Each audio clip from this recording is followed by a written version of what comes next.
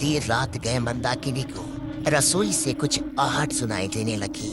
जब वो रसोई की ओर गई तो वहां का नजारा देख उसके पैरों तले जमीन खिसक गई। सुगंधा के हाथों में कच्ची मछली थी जिसे वो आधा कच्चा ही खा चुकी थी।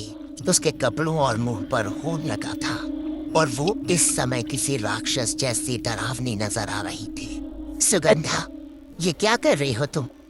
क्या हुआ है तुझे?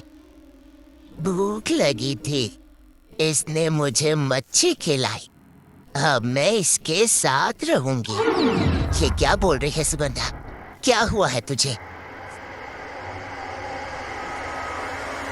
क्या हुआ माँ? चिल्ला क्यों रही हो? ये कच्ची मछली? छी, ये कैसे हुआ? ये कहां से आई मेरे हाथ में? इतना कहकर सुगंधा उल्टी जैसी आवाजें करने लगती है। तू चल, तेरी तबीयत सही नहीं है। मंदाकिनी ने उसे उसके कमरे में छोड़ दिया था और उसके बाद वो जाकर सीधा तपन को उठाती है। सुनिए, कुछ ठीक नहीं लग रहा है। सुगंधा कच्ची मछली खा रही थी। उसकी वो आंखें, आवाज, वो सब मेरे मन का वहम नहीं हो सकता। सुबह देखते हैं। अभी रात को हम लोग क्या कर सकते हैं? कहाँ जाएंगे? किसी तरह बस रात बिताओ। ठीक है। इंद्राणी और सुगंधा का कमरा पास पास था। देर रात गए इंद्राणी को अपने कमरे के दरवाजे पर जोर जोर से दस्तक सुनाई देने लगती है। कौन? कौन है? हम आके आहारों चाय। तू आती है या नहीं? मुझे मच्छी दे वरना अच्छा नहीं होगा। सुगंधा की डरावनी आवाजें सुनकर इंद्राणी बुरी तरह से घबरा गई थी। सुगंधा के बार बार कहने पर भी इंद्राणी दरवाजा नहीं खोलती है। काफी देर तक उठा पटक और दरवाजा पीटने के बाद अचानक सब कुछ शांत हो गया था। अगली सुबह मंदाकिनी की चीख से इंद्राणी की नींद टूटती है। घर के बाहर कई जानवरों के शरीर के टुकड़े बिखरे दिखाई दे रहे थे और सुगंधा अपने कमरे में बिस्तर के नीचे बेहोश पड़ी हुई थी। ये सब संयोग या हमारे मन का वहम नहीं हो सकता। अब भुवन को बुलाइए, उसे जरूर कुछ तो पता है। वो उस दिन कुछ कहने की कोशिश कर रहा था लेकिन मैंने ही चुप करा दिया। थोड़ी देर में भुवन घर पहुंच गया था। बीती रात की कहानी सुनने के बाद उसके माथे पर पसीना आ गया था। ये सब वही है जो आप समझ रहे हैं। इस नदी के आसपास एक मैछू भूत का साया है, इसलिए गांव के लोग इस हवेली या नदी के आसपास नजर नहीं आते हैं। मैंने आपको सावधान करना चाहा था लेकिन मेम साहब नाराज होने लगी थी तो मैंने बात बदल दी। मुझे बस ये बताओ, अब क्या होगा? कैसे सब सही होगा? मेरी बच्ची उसे ठीक कर दो बस। एक बार कोई उसे मछली खिला देता है तो उसकी भूख बढ़ती ही जाती है। ये सब बहुत बड़ी अनहोनी की शुरुआत है। वो किसी को नहीं छोड़ता। हाँ, मेरे बस से बाहर की बात है ये। कुछ तो उपाय होगा। एक व्यक्ति है, मैं कोशिश करता हूँ उसे बुलाने की। मुझे लौटने में शायद थोड़ा वक्त लगेगा। आप लोग अपना ख्याल रखना। पूरा दिन बीत गया था, रात घेर आई थी। भुवन अभी भी न लौटा था। इधर पूरा परिवार बेचैन होकर किसी तरह समय काट रहा था। सुगंधा पूरे दिन से बिस्तर पर ऐसे लेटी थी जैसे शरीर में जान ही न बची हो। रात हो गई है, कब तक ऐसे बैठे रहेंगे? मैं इसके कमरे में रुकती हूँ, आप लोग जाकर सो जाओ। नहीं, इसके कमरे में रुकना सही नहीं है।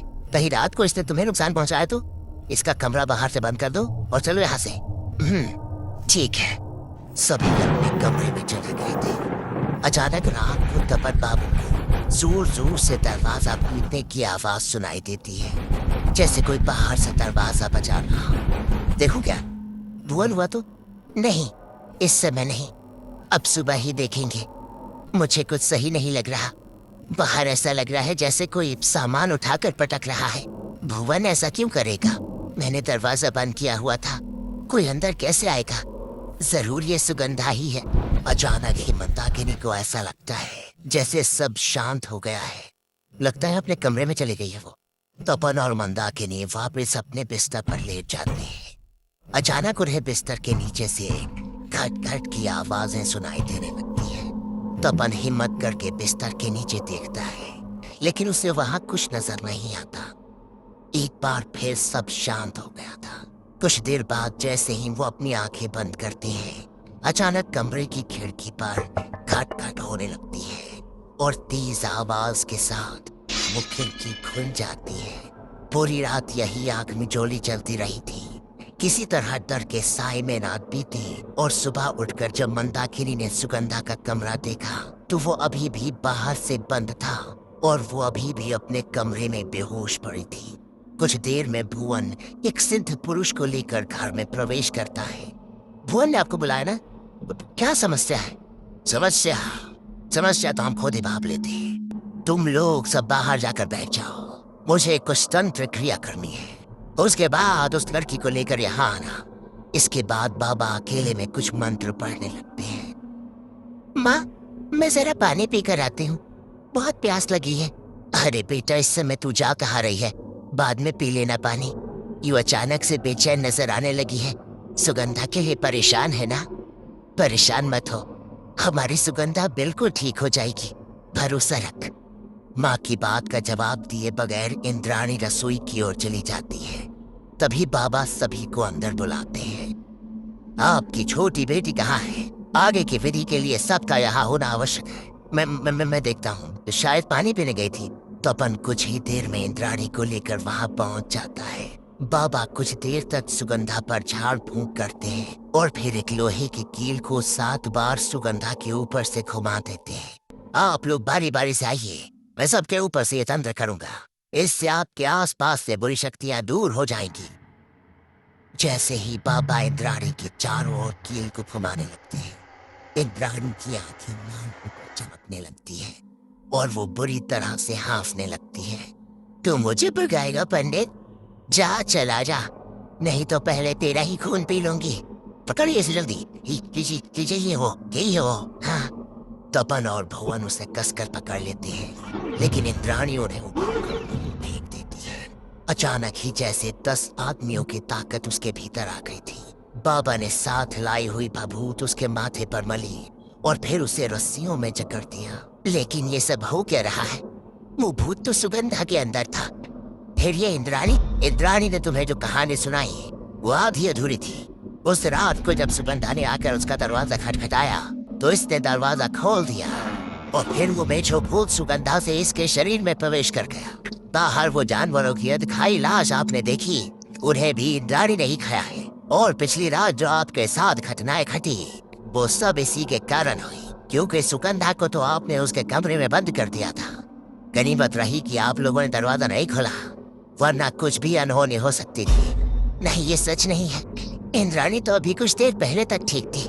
मुझे लगता है इन बाबा ने कोई टोटका कर दिया मेरी बच्ची पर। पता नहीं ये सब क्या हो गया मेरे बच्चों को। ठहरो, मैं साबित करता हूँ। बाबा ने कुछ मंत्र पढ़े और एक लौंग इंद्राणी की जीभ पर रखकर उसका मुंह बंद कर दिया।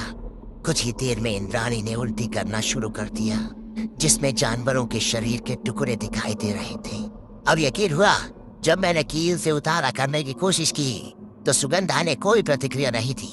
मैं तभी समझ गया था कि उसने शरीर बदल लिया है। ये बहुत शक्तिशाली आत्मा है। अगर 24 घंटे के अंदर सुगंधा को मदद ना मिलती तो उसकी मौत हो जाती और वो इंद्राणी के शरीर में रहकर अपना कहर जारी रखती। हर गुजरते पल के साथ उसकी शक्तियां बढ़ती जा रही हैं। पूरे परिवार का विनाश करने आई है वो। कोई नहीं बचेगा इस परिवार से। आप ही बताइए, अब कम करें तो क्या करें?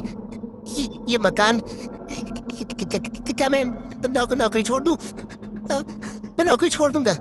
बस किसी तरह से मेरे परिवार को बचा लीजिए प्लीज। नदी किनारे हमें तंत्र करना होगा।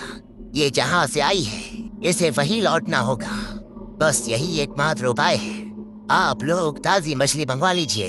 बाबा ने तंत्र की पूरी विधि शुरू कर दी थी।